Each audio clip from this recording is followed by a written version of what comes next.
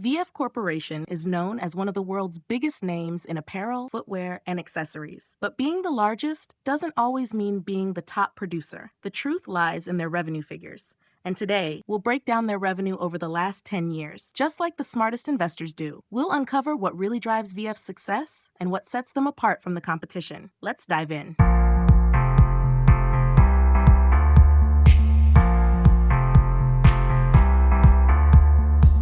VF Corporation saw an 8% revenue boost in 2014. A big part of this was driven by a 13% increase in their outdoor and action sports division, along with strong performances in their international and direct-to-consumer sales, which grew by 9% and 19% respectively. Another factor? VF operates on a 52-53-week fiscal year, and 2014 had an extra week. 53 weeks instead of the usual 52. That extra week brought in about $100 million in revenue, contributing around 1% of growth compared to 2013. When it comes to international sales, VF's biggest currency risk is with the euro, but they also do business in other developed and emerging markets, which means they face currency fluctuations from other regions too.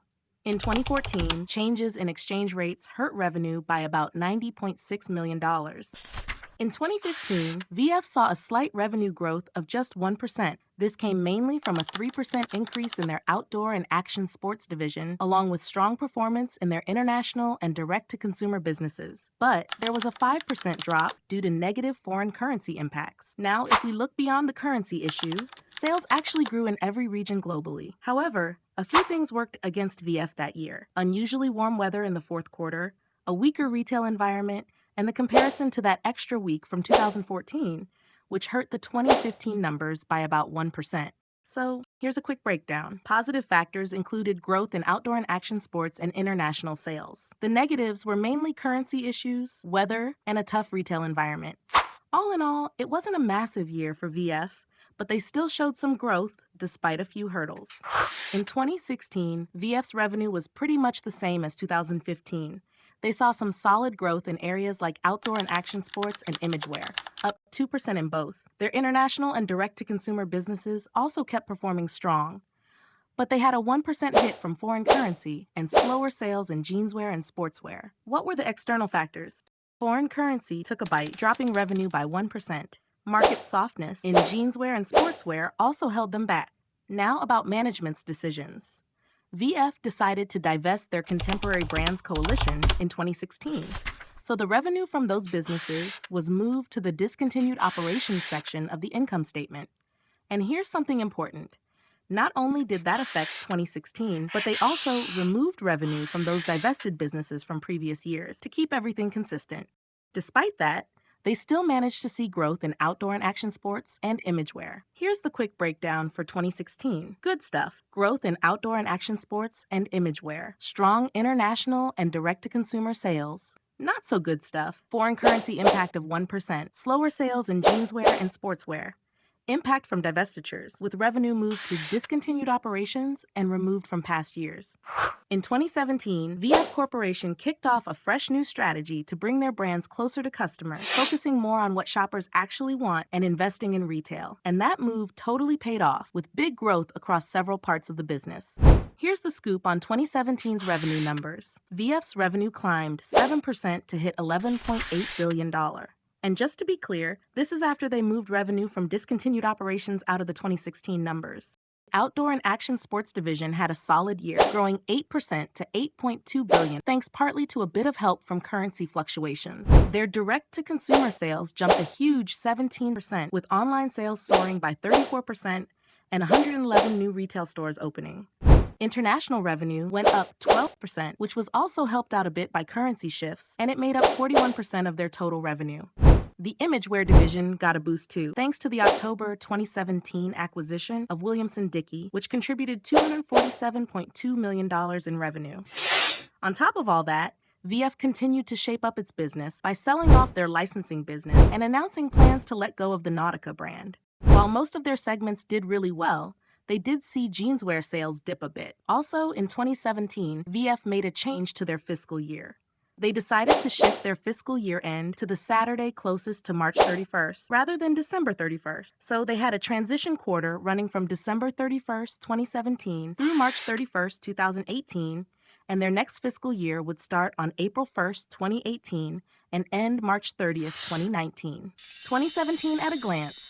Wins. Strong growth across outdoor and action sports, direct-to-consumer, international sales, and a lift in imagewear thanks to the Williamson-Dickie acquisition. Challenges. Jeanswear sales were a bit slower. Overall, 2017 was a strong year for VF. Their fresh focus on connecting directly with customers and growing internationally is clearly paying off. And with discontinued operations moved out of 2016's numbers, the 7% growth shows the core business is on the up and up.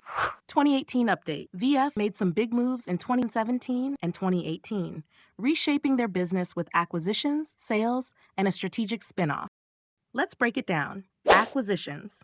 In October 2017, VF acquired Williamson-Dickie and placed it in their work segment. Then in April 2018, they picked up Icebreaker, and in June 2018, they acquired Ultra, both now part of the outdoor segment. These additions helped fuel their revenue growth and were a part of their bigger strategy to strengthen their brand portfolio. Divestitures. VF also sold a couple of businesses in 2018. In October 2018, they sold the Van Moor business from the work segment and the Reef brand from the active segment. These sales had an impact on their revenue. Both are now classified as discontinued operations in their financials. They also announced plans in August 2018 to spin off their jeans business, including Wrangler, Lee, and Rock & Republic brands. This spinoff was set to create a new publicly traded company, with the transaction completing in May 2019. Now let's talk about how these moves played out for fiscal ended in March 2019. VF's revenue grew by 12%, reaching $13.8 billion. This was driven by $1 billion from organic growth and $696.3 million from acquisitions. Currency fluctuations had a slight negative impact. The active segment saw a 16% increase, reaching $4.7 billion. The outdoor segment grew by 9%, reaching $4.6 billion, including $224.5 million from acquisitions. There was a small negative impact from foreign currency. Their direct-to-consumer sales increased by 14%, and this now made up 33% of their total revenue. E-commerce was a huge driver here, up by 32% over the year. They also opened 110 retail stores, further boosting their physical presence and sales. International revenues grew by 10% despite a small impact from currency fluctuations. International sales represented 41% of VF's total revenue.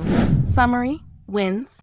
Big wins came from acquisitions like Williamson-Dickie, Icebreaker, and Ultra, which helped boost revenue. Direct-to-consumer sales and international sales were also strong, showing VF's successful push into these areas. Plus, their opening of 110 new retail stores added a solid boost to their physical presence. Challenges. Currency fluctuations and the impact of divesting certain businesses in 2018 had some negative effects on the numbers. Highlights of the fiscal year ended March 2020. 1. Overall revenue. Revenues increased by 2%, totaling $10.5 billion compared to the previous fiscal year. This growth was primarily driven by $462.4 million from organic growth, though foreign currency fluctuations resulted in a 2% negative impact. 2. Segment performance. Active segment. Revenue grew by 4% to $4.9 billion. Outdoor segment. Revenue remained flat at $4.6 billion. Direct-to-consumer. This segment saw a 5% revenue increase, accounting for 41% of total revenues. VF opened 102 retail stores and saw 15% growth in e-commerce. International revenue increased by 1% and represented 47% of VF's total revenue. 3. Impact of COVID-19. The company experienced an 11% decline in revenue in Q4 of fiscal 2020 compared to Q4 of fiscal 2019, largely due to the pandemic's impact on retail store closures and reduced consumer traffic.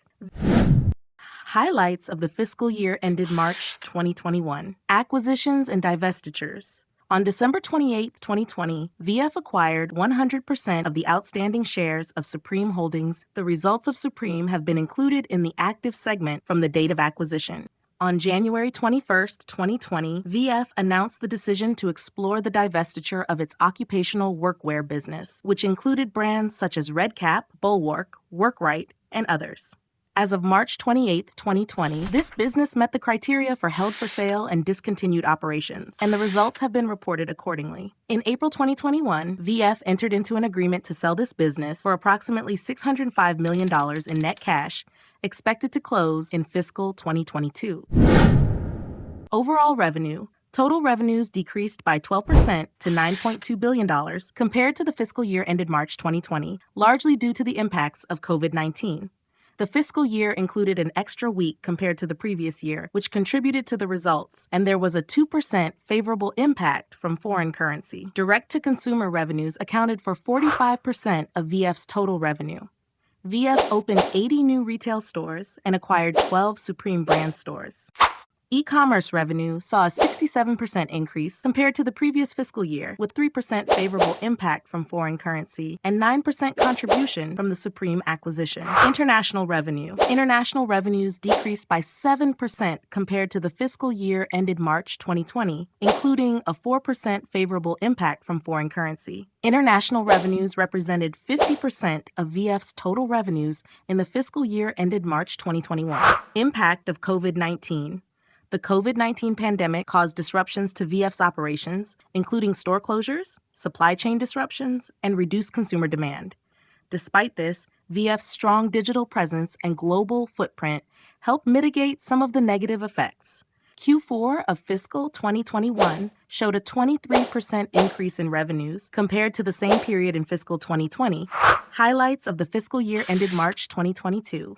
1. Acquisitions and divestitures. On June 28, 2021, VF completed the sale of its occupational workwear business. This business included brands such as Red Cap, Bulwark, Workrite, Kodiak, and others. The results of this business, as well as the related cash flows, have been reported as discontinued operations through the date of sale. 2. Russia-Ukraine war. Due to the ongoing Russia-Ukraine war, all VF-operated retail locations in Russia were closed, and commercial shipments to Russia and Ukraine were suspended. However, revenues from these regions represented less than 1% of total revenue. VF does not expect significant disruption to its business. 3. Overall revenue. Total revenues increased by 28% to $11.8 billion compared to the fiscal year ended March 2021, driven by the recovery from the COVID-19 impact in the prior year and a 5% contribution from the Supreme acquisition. There was also a 1% favorable impact from foreign currency. In fiscal year ended March 2023, VF Corporation navigated leadership changes and faced a 2% dip in revenues to $11.6 billion. This decline was largely due to a 5% unfavorable impact from foreign currency and notable challenges in its active segment, especially in the Americas region, where the Vans brand saw a decrease. The work segment also experienced a decline, contributing to the year's overall revenue drop. In the fiscal year ending March 2024, VF Corporation reported a 10% decline in revenues, dropping to $10.5 billion. This was largely due to declines in all segments, especially in the active and work segments, with challenges in the Americas region's wholesale channel being a significant factor. Despite the overall revenue decline, international markets performed better, with Asia-Pacific growing 3% and Europe remaining stable. International sales made up 54% of VF's total revenue. All right, let's bring it all together. Over the last 10 years, VF experienced revenue growth in 6 years and declines in 4 years. Currency effects were mixed, with 4 years seeing negative impacts, 3 with positive ones, and the rest relatively neutral. But here's the key point. VF's focus isn't just on production. Their strategic management of a diverse and powerful brand portfolio might give them a competitive advantage over companies that focus purely on manufacturing. This approach adds an extra layer of flexibility and resilience to their business model. So what does this tell us? While some companies' revenue trends might be enough to decide whether they're a good investment, VF's story isn't so straightforward. The real potential could lie in other parts of their financials, like cash flow, profit margins, and their balance sheet. They've built a business that's not just about making products, but about strategically managing assets and staying ahead of the competition. What do you think? Do you believe VF's brand portfolio and management might give them a competitive edge in the market? Let us know in the comments. Thanks for tuning in, and we'll see you in the next video.